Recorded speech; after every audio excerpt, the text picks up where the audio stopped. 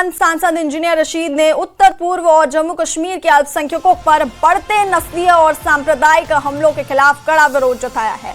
Engineer Rashid ने 31 दिसंबर को Tihar jail में 1 दिवसीय भूख हड़ताल करने का ऐलान किया है। ये जानकारी उन्होंने अपने कानूनी टीम के माध्यम से जारी बयान में दी।